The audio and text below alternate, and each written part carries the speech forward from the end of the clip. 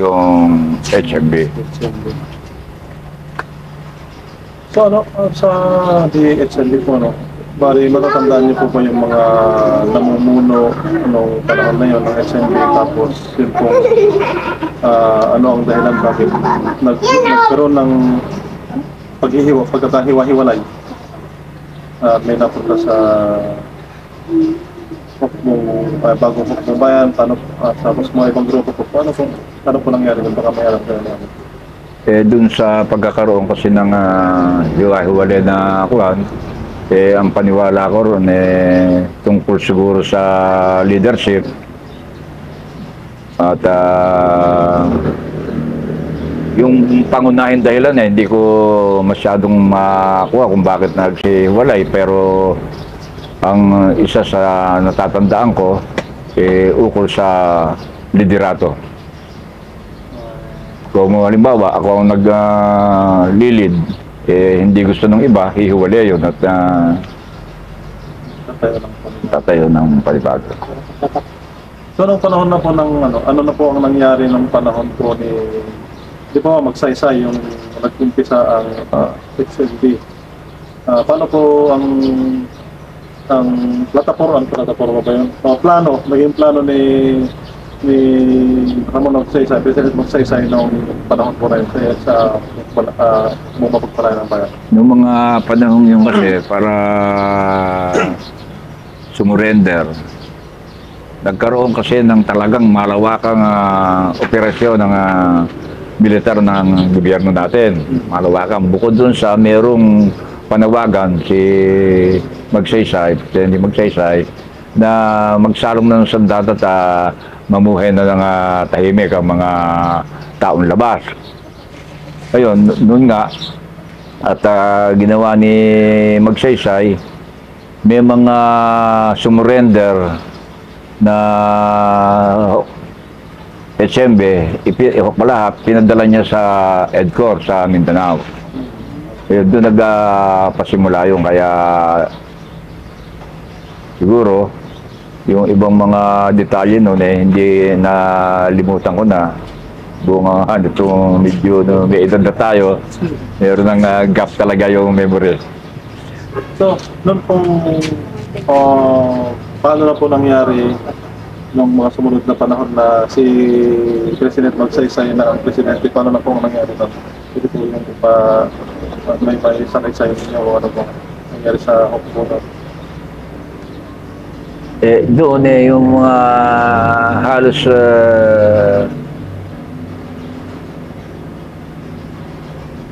1950 kasi halos na-wash out nawala na 1950. Ngayon, nung dahil sa nawala nung pati yung PKP 1930, yung Political Bureau, nangahuli nun at nangabilanggo nun nangahuli sila. Panahon po ni... Panahon, 1950. Panahon po ni Magsaysay. So, paano naman po nangyari nung panahon na ni Marcos? Nung panahon ni Marcos naman, dahil sa patuloy na nakikipaglaban ng HMB at saka itong PKP 1930, tumawag si Presidente Marcos ng isang peace negotiation at yun inabot ata ng 2 buwan hanggang 3 buwan bago nagkasundo na dapat na isagawa. At yun sa panahon nila Felicissimo Macapagal, nagkaroon ng peace negotiation at nagdaos ng isang malaking pagtitipon doon sa bayan ng Aliaga, Nueva Ecija, na tinawag na Bukang Liwayway. At dumating si Presidente Marcos doon at ang iba pang mga tauhan ng gobyerno at doon iliniwanag yung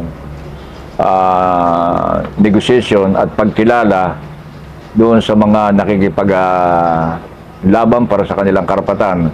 Doon kinilala yung PKP 1930 at doon naman nagsalong ng sandata na sinasabing nagsalong yung HMB na sandatahan sa ilalim ng PKP 1930.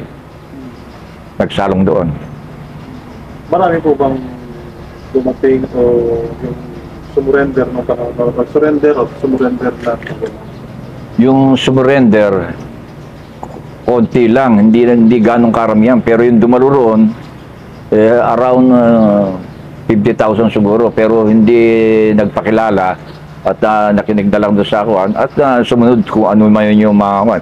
Yung iba kasi, tatakot na magpakilala, mamaya isang taktika lang yun ng pamahalaang Marcos para makilala lahat yung kuan.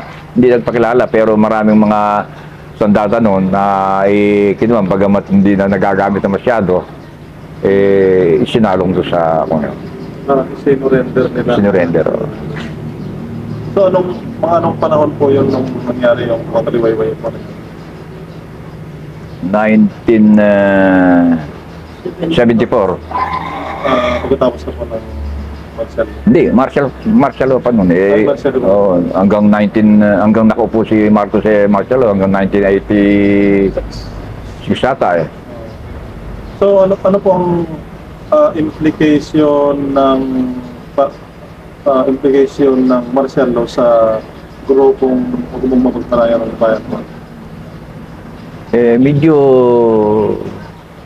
mahirap din dahil sa Marcelo talagang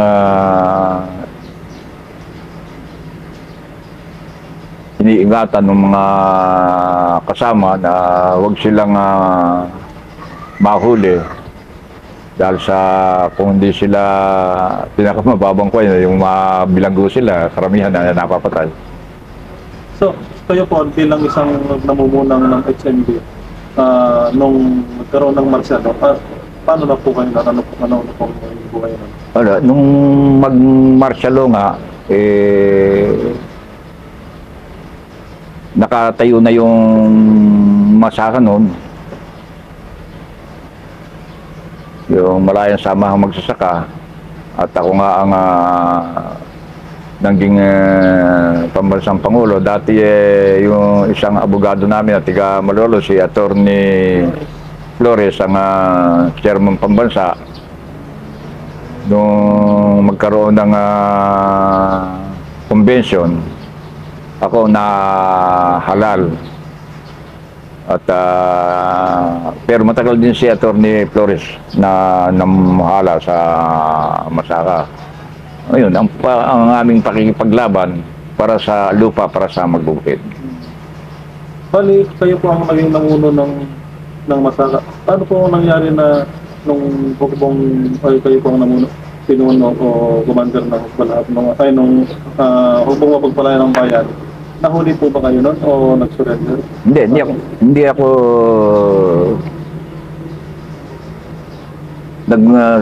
nag-surrender, hindi ako sumurrender, nahuli ako 1953 ano? Oh, 1953. Hindi ko lang matandaan pero mga kundi 52, 53 at dito sa galing ako sa Tarlac mga kasamahan akong mga na 12 ata kami na kubkub kami ng panahon magsasay kasi noon na talagang yung operation lahat ng lugar meron. Hindi ka makakigilot ng wala. Ayun, nahuli ko ron, hindi surrender. Nahuli. Pagkatapos mo ng pagkahuli sa inyo, saan ko kayo dinala? Dinala ko sa Musi City, ay sa Muñoz. Sa Muñoz, doon sa kampo ron. Pagkaraan ng ilang buwan, dinala ko sa Olivas. At sa Olivas naman, doon ako lumaya. Pagkaraan ng 2 buwan sa Olivas, nakalaya na ako. At linakad ako nung mayor dito sa Cabiao, Santiano, sa Olivas, na nakatulong ng malaki, kaya nakalaya ako agad. So, nung nahuli po kayo sa panahon na yun, sino na po ang pumalit sa inyo sa pwesto na? Ala, kuwan ano, nung mga panahong yon, halos na nawala ang Balilag pa yun na nawala. At yun nga, nagbalik lang ito nung muling magkaroon ng mga samahan sa iba't ibang kuwan na itong ang isa sa samahan yung samahan ng magbubukid para sa lupa para sa magbubukid. bali, ano po ang pagkaiba ng hukbong mapagpalayan ng bayan sa itinatag na bagong hukbong bayan? Malaki siguro magkakaiba dahil sa hindi naman magkasama at mga hindi ibang pamunuan yun, ibang partidong namamahala ron kaysa dito sa HMB. Yun pong naipaliwanag yung ano na natungkol sa kanila liwanag, ano, paano po yung kanila yung sinasabi niyo tungkol dito? Yan naman yung ukol dyan sa kuha ng magkaroon kasi ng samahan ng mga kuha si Luis Tarok ang namumuno, pero noong 1989 doon din sa Malolos, Bulacan dinaos yung convention. Ang nanalo yung si Silvestre Liwanag, yung kanyang vice president. Kung di ako magkakamali, mga 1989 noon. Noong 1990, ala ng kibo si Luis Tarok noon. Noong 1990, nagkaroon ng batas na Republic Act 6948 na ang may sponsor si Butch Aquino na kinikilala ang Hukbalaha para magkaroon ng pensyon tulad ng iba pang grupo. Ayun, lumito si Luis Tarok na pinagpatuloy niya yung kanyang dating pamumuno. At yun nga, sa kagustuhan ng Philippine Veterans Affairs Office na mabigyan ng ng mga veterano, para huwag magkaroon ng problema, nagkaroon ng Liwanag Wings, Tarok Wings. Kinikilalang pareho. Ayun. At doon nga, ako nga ang nakasama doon sa kay Liwanag, ako ang vice president niya, national vice president. At nito nga, bago ako naging national vice president, naging board member ako ng asosasyon ng veterans.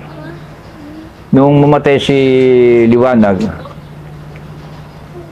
1990, anong taon nung mamatay? Hindi ko na nakandaan. 1992. O palagay ko ganun nga. Bilang kundo sa vice president, automatically akong sasampang kuwan. At pagkaraan ng isang taon na pamumuno ko, tumawag ako ng convention para magkaroon ng panibagong halalan. Nakita mo ako doon. Ayun, ako muli na halal. At doon sa aming saligang batas na tinutupad ayon sa Hukbalaha Veteran, tuwing ikatlong taon magkakaroon ng halalan.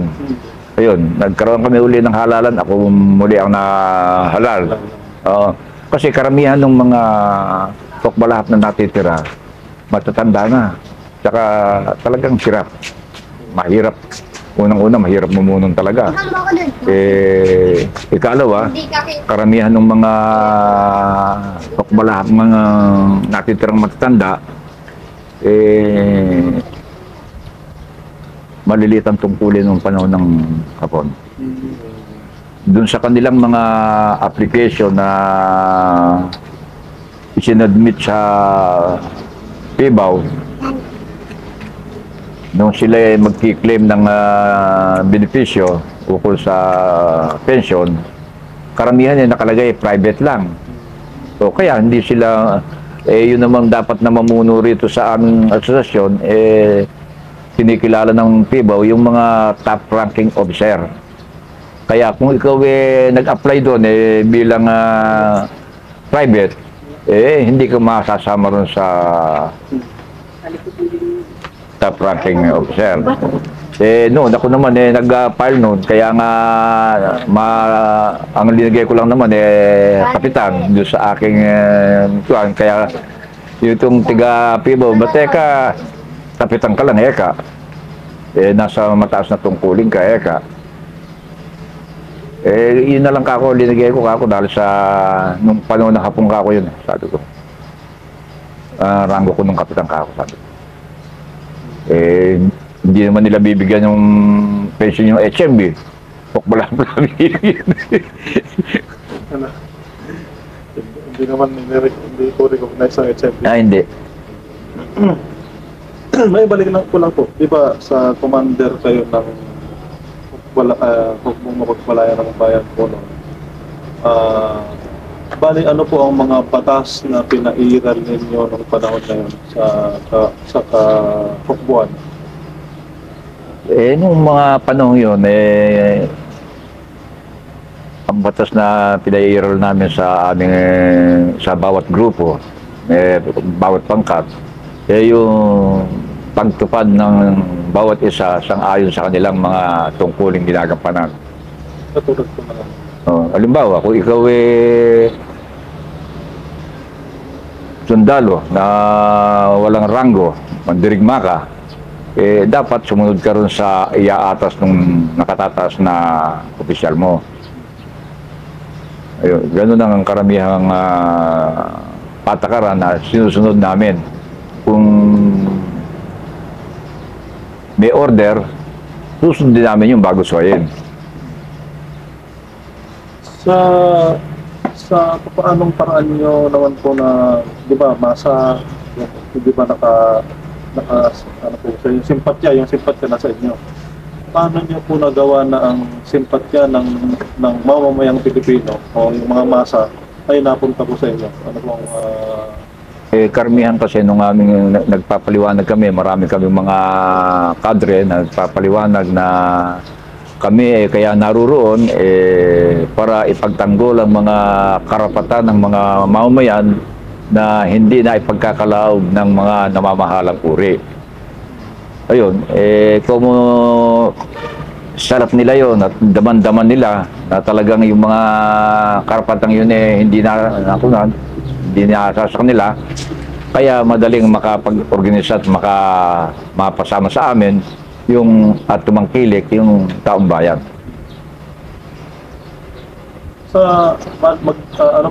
Ano po ang example o yung halimbawa ng naibigay niyong tulong o yung na-accomplish na tulong niya sa mga mamamayan? Siguro material na bagay wala akong masasabi maliban dun sa ang ipinakikipaglaban namin. Halimbawa, sa panig ng magsasaka, yung lupa para sa kanila, sa panig ng mga manggagawa, mataas na sahod, at tamang oras ng paggawa, at ikaitlo, yung kanilang mga karapatan bilang isang mamayang Pilipino ay may makamit nila, may pakita nila sa ating lipunan, sa ating mamamayan. Bilang isang namumuno po ng puno, ano po ang reaksyon ninyo sa campaign ni Magsaysay, nung panahon po Magsaysay, yung tinatawag nilang left and right hand strategy niya na ginawa sa inyo? Wala, noon kasi nung mga panahong yun, dahil sa talagang kaya dumami lang yung mga nagsilabas sa HMB, dahil nga ron sa umiiral na sitwasyon, kasama yung takot, kaya dumami. Nang magkaroon ng si Magsaysay, hindi naman namin mapigilan yung mga ibig mag-surrender.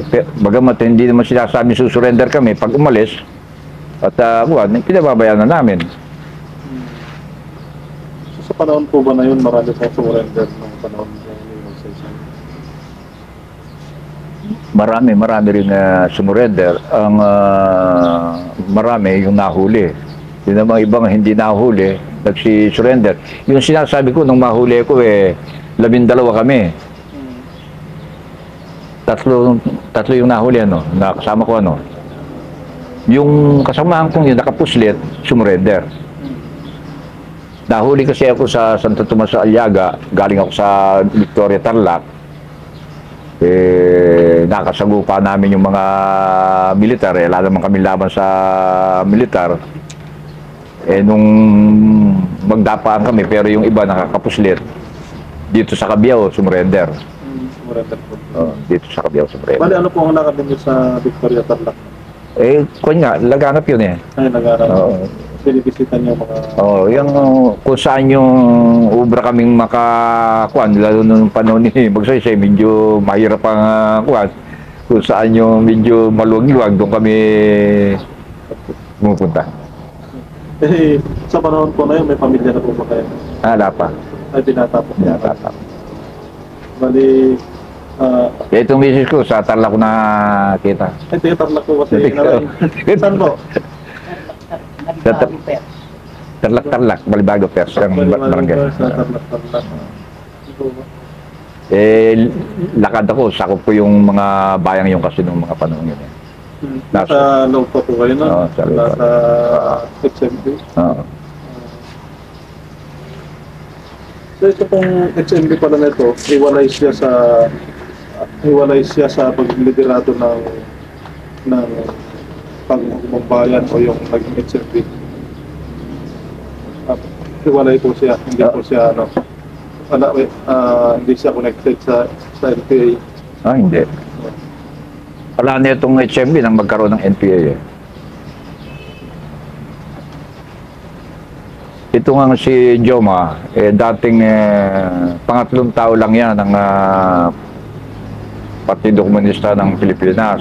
Ayon sa kasaysayan, siya chairman ng Educational Department. Kasi dun sa organisasyon ng partido, General Secretary, pagkatapos chairman ng Organizational Department, chairman ng Educational Department, chairman ng Finance. Si Joma, pangatlo, chairman sa Educational Department. Nang mapunta siya sa China, pagkaraan isang buwan na nagbalik dito, hindi na nakipagpulong doon sa kanyang grupo. Umiwalay na siya at nagtayo siya ng CPP o Communist Party of the Philippines na ang kanyang sandatahan yung NPA. Noon lang itinatag yun. Si Joma, dati rin kasama rin sa PKP 1930. Sila, Tiga UP, nasa UP yan. Sila Commander Dante po. Kasi yung mga gaya po sila, Waning Rivera, kasama din po ba sa PKP 30 yun? Hindi kasama. Ano po ang pagkaiba nung XMB na grupo po ni Sumulong sa inyo? Kaya sumulong. Oo. Sa Pampanga, sa Angeles. Isa lang yun eh. Isa HMB. Kasama niyo, ibang grupo lang po siya. Si Kuya naman, nasa Reco number 2. Si Sumulong. Regional Command number 2. May alam po ba kayo kung paano istorya na paano po nangyari sa grupo ni Sumulong? Yung grupo ni Sumulong din, nagkaroon din ng mga political nagkaroon ng mga opisyalis. Nagkanya-kanya hanggang doon sa talagang mawasak yung samahan. Ang ibig sabihin pala, yun pong grupo ninyo ay buong Nueva Ecija po yun. Ang area niya wala. Sa Pampanga, iba naman po. Ibang, doon sa HMB yun, meron kanya-kanyang teritoryo kasi pero dito sa, sa Masaka, pambansa ako. Sa Veterano, pambansa ako. Lahat ng nasa... Ang Nueva Ecija na po ang pamumuno niyo ay yung XMP. Hindi man buong Nueva Ecija yung hindi ko naman saklo na lahat yung mga nasa Arce nga ako noon. Merong kanya-kanyang ginagampanan na kami tungkol. Hindi naman kagaya no isang squadron ni akin lahat ito ako namumuno rito. Hindi. Pero nung HMB po kayo, HMB na kayo, may natanong ko ba yung kanina, yung tungkol sa enkwentro ninyo na HMB o panahap lang? May, sa HMB marami ko kayong enkwentro din laban sa military. Oo, marami. Maraming naganap na labanan noon. Pero hindi sa USAP. Yung iba sa tauhan ng pamahalaan sa PC. PC. O sa Philippine Constabulary ang nakakalaban namin. Saan po nangyari yung pinakamalaking pwede po ba kayo magkwento ng isa lang kahit na yung pinakamalaking isa lang? Ang isa sa pinakamalaki dito sa bayan ng San Isidro. Sa pagitan ng Tabon at Mangga, nagkaroon ng labanan dyan. Yun ang isa sa pinakamalaking laban na naganap noon. Kayo po ang namuno doon? Hindi lang ako, 5 pangkat eh. Ay, 5 pangkat yung napalaban doon eh. Kaya pinakamalaki ka ako, 5 pangkat yung mga napalaban doon. Yun eh. kasi bali, paano po kayo nanalo? Nanalo po kayo? No? O ano? Hindi, yung panalo kasi hindi mo sasabing nanalo ka, pero lumitreat yun sa militar, sa PC, lumitreat din kami dahil sa hindi naman ubrang magtagal ka ron. Oo. Wala po, kasi patapos na rin tayo, parang magbibidahan na lang tayo ngayon. Kasi po bali ano po mga ginawa ninyong taktika, kayo po bang lumusog o kayo ang nilusog doon? Hindi kami lumulusob, kami linusog. Gano'n. Nalaman kami naka-stack doon sa ilang baryong yun na nakakuha kami. Hanggang dito nga sa San Fernando Sur, umubot kami sa pag-retreat eh. Dito sa Cabiao eh. Papunta rin sa Pinak sa ibaba, sa... Dahil sa panahon po na yun, konti pa pa yan dito. konti pa. Hindi pa.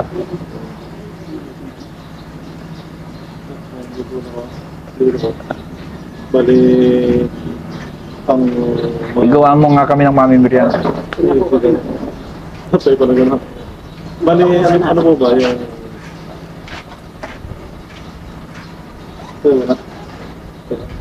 ba? Sorry lang. Nung...